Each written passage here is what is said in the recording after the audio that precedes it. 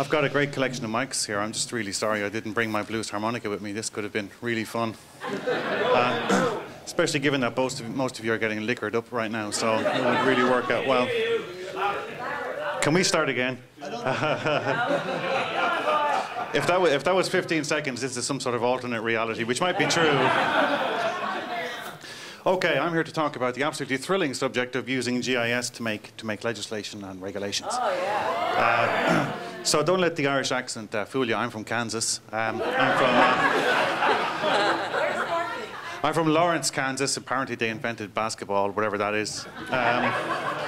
So one of the great things about speaking at these kind of GIS events is the sheer enthusiasm that comes out of folks like you. So a person who will remain nameless, Ed Crane from Esri, gave me that picture at someone's birthday cake, which I think is pretty hardcore.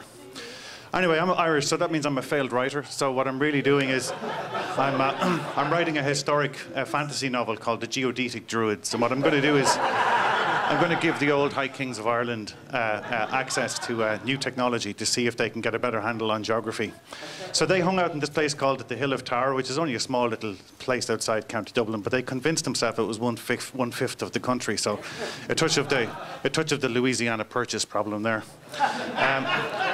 So anyway, apparently what they used to do is get together, you know, discuss how best to sacrifice goats, fight the English, and generally have a good time. So in my novel, what I'm going to do is I'm going to postulate an alternative history in which those guys had a copy of ArcGIS 10.1, Google Maps, and various other toys. And it's just interesting to think how history might have panned out differently if that had been the case. So, of course, that's never going to fly for me. So in my day job, what I do is I work in these places. These things are scary-looking buildings. Are called legislatures and parliaments. And, of course, they're hugely advanced places now in the 21st century. We don't have any of that old, nasty, you know, founding fathers type, you know, gas lamps and so on. We've got this instead, which is, on your average day, about 100,000 Amazonian trees get slayed in order to allow legislation to get passed in the United States and elsewhere. So as you can see, it's a super advanced way of doing things. I kid you not, this thing here is called a flagged bill. This was the state of the art in Kansas up until last year from making legislation. They take cut and paste very, very seriously in Kansas. But many legislatures work the same way. They produce vast mountains of paper that go into rooms like this. Every day out of a 120-day session, they'll basically empty that room and fill it again with new stuff.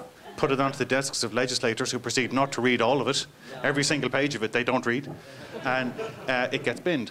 So we built a huge big computer system to do this in Kansas, and the tip of the iceberg is called the legislative interface, or the portal, which is that thing there, and it's got a nice picture of the dome, and it's all very nice. I think it's actually pretty good, actually. But behind the scenes, once you get past it, you get to these PDF documents again, of which there's 150,000 or so. So as a friend of mine's fond of saying, the only thing that's even close to being true about a PDF is the F. So lots of information, once it gets into that form, is essentially dead.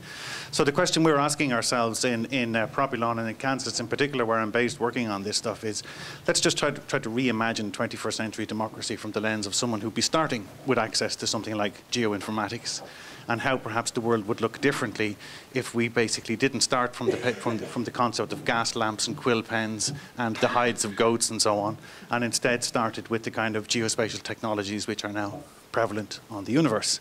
So we're postulating this thing called geocalis, and we're fond of asking ourselves the question, you know, forget about the Irish High Kings, what would Thomas Jefferson have done with a copy of ArcGIS 10.1?